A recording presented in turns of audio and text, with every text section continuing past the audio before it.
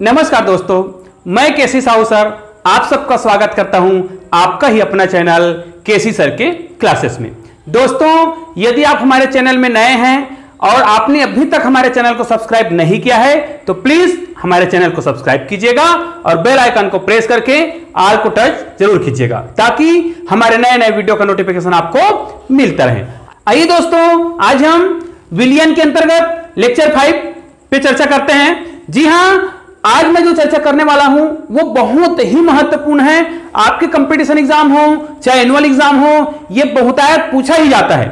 या तो इनके एग्जाम्पल ही पूछ दिए जाते हैं या फिर ये भी पूछ दिया जाता है कि आदर्श विलियन किसे कहते हैं, है ना, या अनादर्श विलियन बहुतायत में पूछा जाता है। तो आइए आज हम देखते हैं आदर्श विलियन और अनादर्श विलियन किसे कहते हैं। दोस्तों, यदि आपने इससे पहले का लेक्चर आपने नहीं देखा है जिसमें राउल्ट के नियम और वाष्पदाब को बड़े ही सरल तरीके से बताया गया है, क्योंकि वो बहुत ही महत्वपूर्ण है। यदि वो समझ आया तब समझो आगे हमारा जो नियम है आदर्श विलियन और अनादर्श विलियन वो बहुत ही आसानी से समझ आएगा। यदि आपने वो वीडियो नहीं देखा है तो आई बटन टच करके आप वो वीडियो जरूर देखिएगा। तो आइए आज हम देखते हैं राउल्ट के नियम से संबंधित वाष्पदाब पर आधारित एक नियम आदर्श विलियन। जी हां, आदर्श विलयन के बारे में चर्चा करेंगे। उनसे पहले मैं आपको यह बता दूं, यदि आपको अन्योन्य क्रिया विलायक विलायक की अन्योन्य क्रिया, विलेय और विलेय की अन्योन्य क्रिया और विलायक और विलेय की अन्योन्य क्रिया के बारे में जानकारी होना बहुत जरूरी है, जो मैंने पिछले वीडियो में बताया था। तो आइए हम पहले देखते हैं आदर्श विलयन, ठीक है। उसके बाद हम चर्चा करेंगे अनादर्श विलयन पर। तो ये होता है आइडियल सॉल्यूशन, ठीक है। इसके बारे में हम लोग चर्चा करेंगे। तो आदर्श विलयन कहते किसे हैं, तो इसके लिए आपको राउल्ट के नियम पर जाना पड़ेगा, ठीक है। राउल्ट का नियम जो कहता है कि वाष्पदाब जो बनता है, हमने जो ग्राफ खींचा था, इसलिए मैं कल बताया था कि ये जो ग्राफ है राउल्ट का नियम बहुत ही महत्वपूर्ण है। वो ग्राफ भी आप लोग देख लीजिएगा। अब आइए आज हम देखते हैं कि आदर्श विलयन कहते किसे हैं। इसका सिंपल सा परिभाषा है, वह विलयन जो ताप एवं सांद्रण के संपूर्ण परास पर, कहने का मतलब जिसको कितना भी ताप बढ़ा ले और उसमें कितने भी मात्रा में, मतलब विलायक को ज्यादा मिलाएं या विलेय पदार्थ को ज्यादा मिलाएं, मतलब किसी भी को हम किसी भी अनुपात में मिलाएं। सांद्रण का मतलब क्या होता है, उसकी मात्रा ही होती है ना, विलेय पदार्थ की मात्रा, कम मिलाएं या ज्यादा मिलाएं तो उसके किसमें परिवर्तन नहीं होगा, उसके आयतन में या उसके एंथैल्पी में परिवर्तन नहीं होता है। और जो इस संपूर्ण परास पर राउल्ट के नियम का पालन करते हैं उसे ही क्या बोलते हैं, आदर्श विलयन बोलते हैं, ठीक है। तो आइए देखते हैं आदर्श विलयन के बारे में। तो ये आदर्श विलयन, ध्यान दीजिएगा दोस्तों, आदर्श विलयन में जो वाष्पदाब होता है वो राउल्ट के नियम का पालन करता है। तो हमने जो ग्राफ खींचा था उस ग्राफ से मेल खाना चाहिए। कहने का मतलब राउल्ट के नियम में जितना वाष्पदाब बनता है उतने ही मात्रा में आदर्श विलयन में वाष्पदाब बनता है। मतलब वाष्पदाब का जो बनने की जो प्रवृत्ति है वो राउल्ट के नियम का पालन करता है। मतलब राउल्ट के नियम से ना ज्यादा वाष्प बनता है और ना ही उनसे कम। तो ये होता है आदर्श विलयन। तो आदर्श विलयन की खासियत क्या होती है, ध्यान दीजिएगा, ये बहुत आसानी से आपको समझ आएगा, इसलिए मैंने पहले से आपको बता रखा था। ये जो विलायक और विलायक के बीच है और विलायक और विलेय के बीच है ना, और एक होता है विलेय और विलेय के बीच, मैंने इनके अन्योन्य जो क्रिया है इनके बारे में आपको बहुत ही आसानी से बताया है। अन्योन्य क्रिया किसे कहते हैं, जो विलायक के जो अणु होते हैं, विलायक के अणु विलायक के ही अणु को जो बांध के रखने की जो क्षमता रखता है ना, उनके बीच जो आकर्षण बल होता है उसे ही क्या बोला जाता है, अन्योन्य क्रिया बोलते हैं। और ये होता है विलायक और विलेय के बीच। मतलब विलयन में दो चीजें होती है ना, विलायक और विलेय। तो विलायक का विलायक के अणु को ही बांध के रखने की क्षमता या विलायक का विलेय के अणु को बांध के रखने की क्षमता, और एक होता है विलेय और विलेय। इसका मतलब यह है पूरा जो वाष्पदाब बनने की जो प्रक्रिया है वो इस पर निर्भर करता है। किस पर, विलायक और विलेय के अन्योन्य क्रिया पर। मतलब अन्योन्य क्रिया मतलब आकर्षण बल पर। यदि विलायक और विलेय की जो अन्योन्य क्रिया है उसका मान यदि अधिक है, किससे, विलायक और विलायक के अन्योन्य क्रिया से अधिक हो, किसका, विलायक और विलेय के जो अन्योन्य क्रिया है वो, या इनसे भी अधिक हो, मतलब इन दोनों से अधिक हो इनका, मतलब विलायक विलायक की अन्योन्य क्रिया या विलेय और विलेय के अन्योन्य क्रिया से विलायक और विलेय की जो अन्योन्य क्रिया है यदि अधिक है तो फिर उसका वाष्प दाब क्या होगा, कम होगा, क्योंकि इनका अधिक होने का मतलब क्या है, इनके बीच आकर्षण बल का मान अधिक होना। तो इसका मतलब यह है इस स्थिति में यदि इनका मान अधिक है तो भाप बनने की जो प्रवृत्ति है, निष्कासन होने की जो प्रवृत्ति है, वो क्या हो जाएगा, कम हो जाएगा।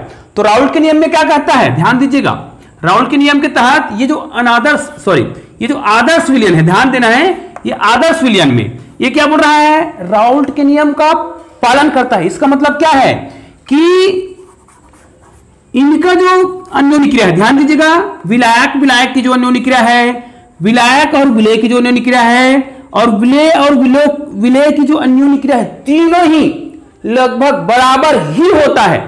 तभी तो ये क्या करता है, राउल्ट के नियम का पालन करता है। इसका मतलब इसमें मान ले जाए, एक उदाहरण आपको समझा रहा हूं, x का मान 5 है, उदाहरण के लिए एक रफ समझा रहा हूं, और y का मान क्या है, भी 5 है।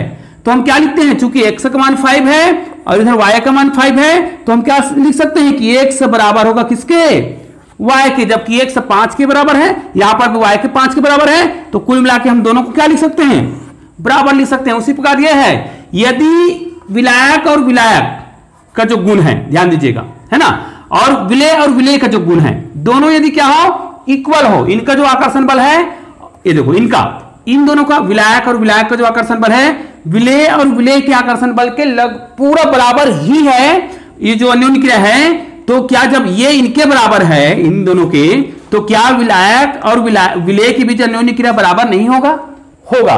तो क्या समझ आया, यदि, बहुत ही महत्वपूर्ण नियम है, इसको बहुत ध्यान से सुनिएगा, यदि किसी विलयन में विलायक विलायक की जो अन्योन्य क्रिया है, विलेय और विलेय की जो अन्योन्य क्रिया है, वो विलायक और विलेय के अन्योन्य क्रिया के बराबर हो, तो वह विलयन क्या करता है, राउल्ट के नियम का पालन करता है, और इस प्रकार के विलयन को हम क्या कहते हैं, आदर्श विलयन कहते हैं। ठीक है, तो आइए देखते हैं आदर्श विलयन के क्या क्या कंडीशन होते हैं, राउल्ट के नियम की कुछ, आइए देखते हैं आदर्श विलयन के कुछ शर्तें। जैसे पहला ये होगा ताप एवं सांद्रण।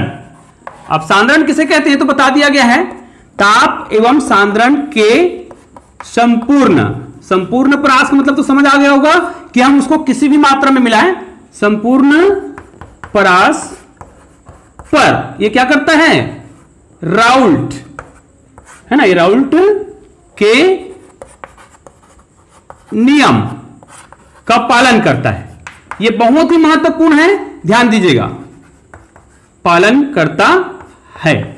इसका मतलब क्या है, अब हमने कल ही राउल्ट का नियम पढ़ा है, तो राउल्ट के नियम में हमने क्या पढ़े थे, विलायक के लिए हमने ऐसा लिखा था, Pa, ये शुद्ध विलायक के लिए होता है, और XA, एवं इसी में और क्या हुआ था, Pb बराबर Pb0, ये देखो ऐसा लिखे थे, और XB, मतलब ये इन नियमों का क्या करेगा, पालन करेगा। और यही कौन सा नियम है, यही तो राउल्ट का नियम है, तो राउल्ट का नियम का पालन करता है, पहला।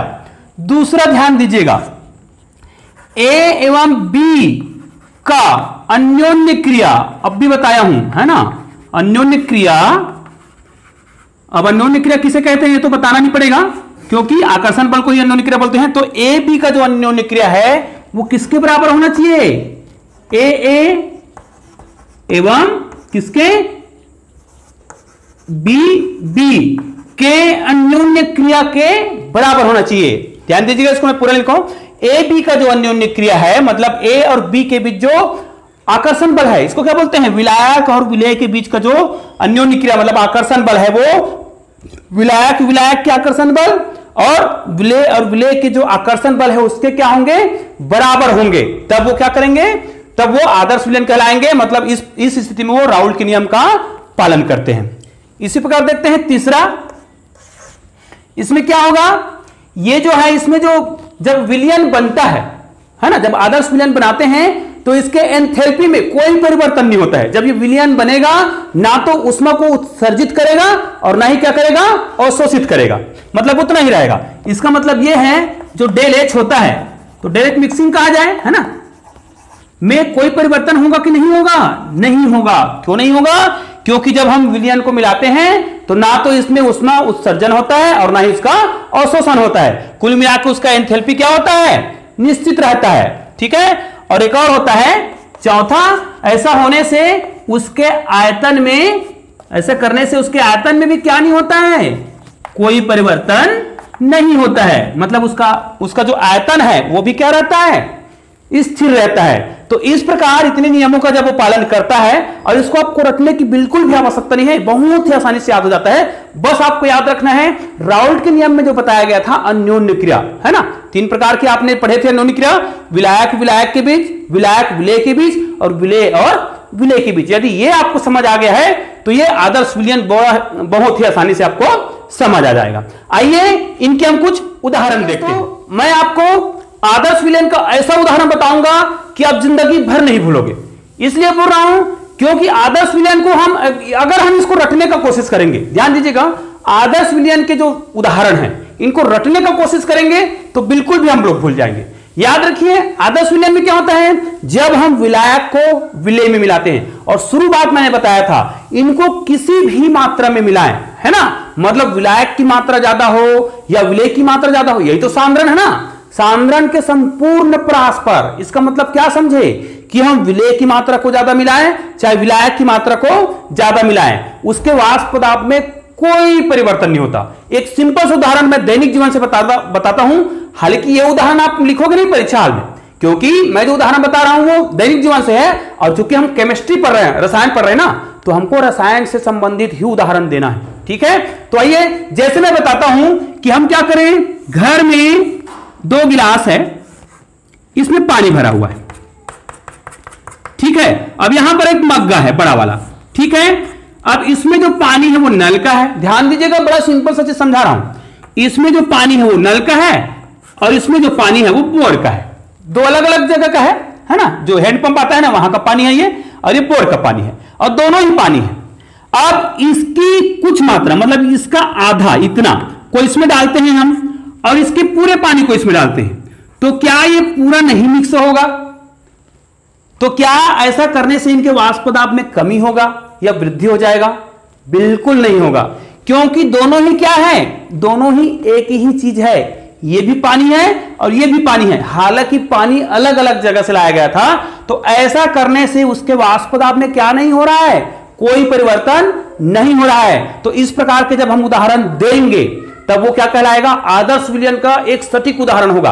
तो इसी उदाहरण को मैं आपको रसायन में बताता हूं, ये उदाहरण आपको लिखना ही, यदि आपको समझ आ गया होगा, वो क्या होने चाहिए, वो समान टाइप के होने चाहिए, एक ही टाइप के वो पदार्थ हो, और जो लिक्विड रूप में हो। क्यों लिक्विड रूप में हो, क्योंकि हमको वाष्प पदार्थ बनाना है ना, तो हमको द्रव द्रव वाला लेना पड़ेगा। दोनों ही लिक्विड फॉर्म में हो तभी तो हम उनका क्या बनाएंगे, वाष्प पदार्थ बनाएंगे, और जो राउल्ट के नियम का क्या करेगा, पालन करेगा। तो आइए हम वो उदाहरण देखते हैं जो केमिस्ट्री में उदाहरण दिया जा सकता है, रसायन के उदाहरण। तो इसके लिए हमें क्या करना पड़ेगा, चलो मैं एक एग्जांपल बताता हूं, ठीक है। यह हमारे उदाहरण है आदर्श विलयन की, सबसे सटीक उदाहरण। एक हम लेते हैं बेंजीन, ध्यान दीजिएगा, एक बेंजीन लेते हैं और प्लस टॉलुइन।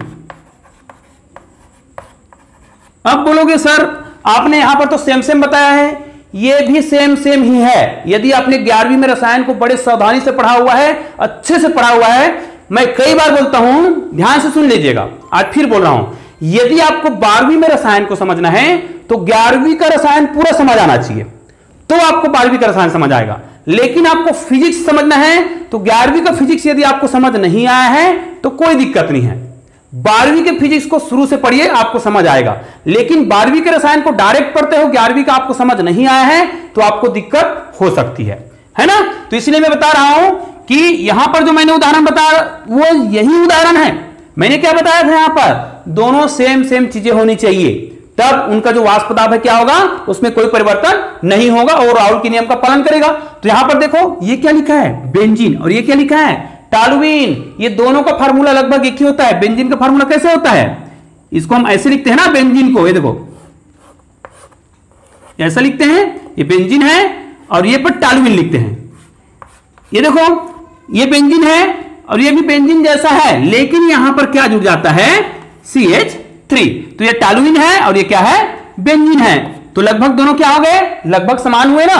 तो इस प्रकार ये किसके उदाहरण है, बहुत ही सरल से आपको याद हो जाएगा, मैं पक्का बता रहा हूं। आप वीडियो को बहुत सावधानी से और बहुत खुले माइंड से देखिएगा, रटने का कोशिश बिल्कुल नहीं करना है। तो ये देखो बेंजीन का और टॉल्यूइन ये दोनों को मिलाएंगे, इनको किसी भी मात्रा में मिला सकते हैं, तो क्या बनेगा, वो एक आदर्श विलयन बनेगा। इसी प्रकार और एक उदाहरण देते हैं। मान लीजिए हम क्या लेते हैं, क्लोरोबेंजीन लेते हैं। ध्यान दीजिएगा, आपको बड़ा सरल सा उदाहरण दे रहा हूं ताकि आपको आसानी से याद हो जाए। ये बेंजीन है और ये भी एक बेंजीन है ना, ये तो समझते हैं।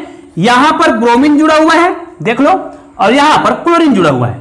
अब दोनों फिर सेम क्यों है, सेम, हालांकि सेम नहीं है, यहां पे क्लोरीन जुड़ा हुआ है और यहां पर ब्रोमीन जुड़ा हुआ है, लेकिन ये बेंजीन है, ये भी बेंजीन है, और ये दोनों ही एक ही ग्रुप के सदस्य हैं। इनको बोलते हैं हैलोजन ग्रुप। ये दोनों ही किस ग्रुप के सदस्य हैं, हैलोजन ग्रुप के सदस्य हैं। इसलिए जब हम क्या करते हैं, क्लोरोबेंजीन में क्या किसको मिलाते हैं, ब्रोमोबेंजीन, है ना, दोनों को जब मिलाते हैं तो भी ये जो है राउल्ट के नियम का पालन करते हैं। मतलब ना तो इसके एंथैल्पी में परिवर्तन होता है और ना ही इसके आयतन में परिवर्तन होता है। ठीक है, तो ये भी उसका एक अच्छा सा उदाहरण है। इसी प्रकार उदाहरण देख सकते हैं। आइए एक और उदाहरण देखते हैं। ये भी मैंने पहले बता रखा है, बहुत सरल सा उदाहरण है, आपको ध्यान देना है, क्योंकि इसमें क्या नहीं परिवर्तन होता है, ना तो एंथैल्पी में और ना ही उसके आयतन में। तो हमको क्या लेने हैं, जिनके जो अन्योन्य क्रिया है, जिसको हम लोग क्या बोलते हैं, आकर्षण बल, वो क्या होने चाहिए, सेम होने चाहिए, मतलब बराबर होने चाहिए। तो इसके लिए हमें सेम प्रकार के पदार्थ लेने हैं, है ना। तो जैसे तीसरा उदाहरण यदि हम लें तो ये क्या लेंगे, मान लिया जाए एथिल ब्रोमाइड है और एक है एथिल क्लोराइड है ना। तो ये देखो, ये भी दोनों सेम है ना, ये भी क्या है, ये हैलोजन ग्रुप है, ये भी हैलोजन ग्रुप है, ये भी एथिल ग्रुप है, ये भी एथिल ग्रुप है। इन दोनों का मिला हुआ जब विलयन बनाएंगे तो वो भी किस प्रकार का विलयन बनेगा, ये भी आदर्श विलयन ही बनेगा, और ये जो है राउल्ट के नियम का पालन करते हैं। तो इस प्रकार आपका आदर्श विलयन कंप्लीट हो गया। ठीक है, इनके जो 3 उदाहरण बताए गए हैं, इनके अलावा भी है, लेकिन मेरे ख्याल से ये बहुत सटीक उदाहरण है जो आपको आसानी से याद हो जाएंगे, रटने की बिल्कुल भी आवश्यकता नहीं है। ठीक है, आइए आगे दोस्तों, यदि हम आदर्श विलयन के बीच राउल्ट के नियम के जैसा अगर ग्राफ खींचना चाहें, जो कि बहुत ही महत्वपूर्ण है और बहुत ही सरल है, तो कैसे खींचेंगे, तो उसके लिए हमें किनके बीच खींचना रहता है, वाष्प दाब और मोल प्रभाज के बीच। तो हम एक ग्राफ ऐसे इस प्रकार खींच सकते हैं, ऐसा ध्यान दीजिएगा, बड़ा ही सरल ग्राफ होता है इनका। यहां इधर जाते हैं तो क्या बढ़ता है, ये मोल प्रभाज बढ़ता है ना, इस प्रकार जाएंगे तो मोल प्रभाज का मान बढ़ता है, और ऊपर की ओर जाते हैं तो क्या बढ़ता है, वाष्प दाब। ठीक है, ऊपर की ओर जाएंगे तो वाष्प दाब का मान बढ़ता है।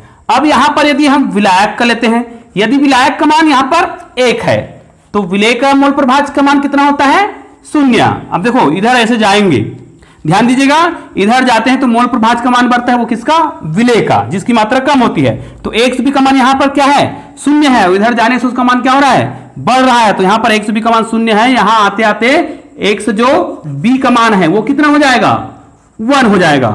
और इधर आते हैं तो विलायक का बढ़ता है, तो देखो यहां पर 1 है, तो इधर जाके उसका मान कितना हो जाएगा जी, Xa का मान 0 हो जाएगा। इसका मतलब यह है Xa का मान यहां पर कुछ प्राप्त होता है, और हमने अभी जो फार्मूला लिखा था इसमें ऐसा लिखे थे ना, X बराबर ऐसा और Pa 0 और Xa का मान कितना हुआ था, 1।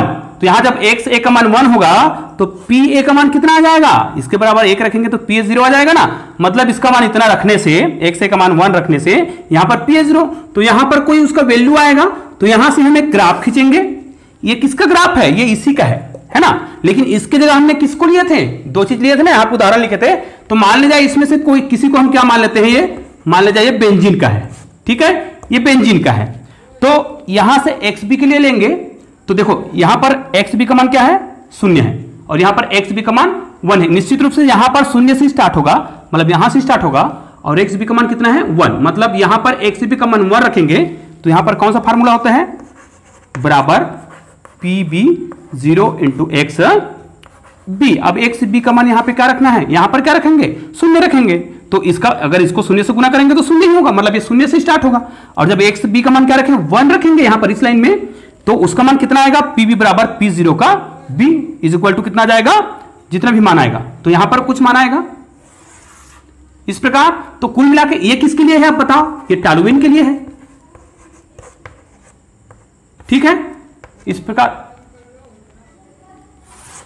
तो दोस्तों इस प्रकार आप इनके बीच ग्राफ खींच सकते हैं। और ये जो नियम है देख लो, ये यहां से यहां तक आया है ना, ये किसके लिए था, विलायक के लिए था मान लिया जाए। और ये क्या है, कोई भी किसी को हम विलायक और विलय के लिए ले सकते हैं। तो इस प्रकार जो ग्राफ मिला, आप इस ग्राफ को पिछले वाला ग्राफ जो मैंने बताया था राउल के नियम में, उस नियम से आप मिला सकते हो। ये बिल्कुल भी राउल के नियम का पालन करता है। तो इस प्रकार हमने आदर्श विलयन को पढ़ा और इनके बहुत से अच्छे से उदाहरण पढ़े जो हमको आसानी से याद हो जाएगा। तो दोस्तों, आज का वीडियो आपको कैसा लगा मुझे कमेंट करके अवश्य बताइएगा।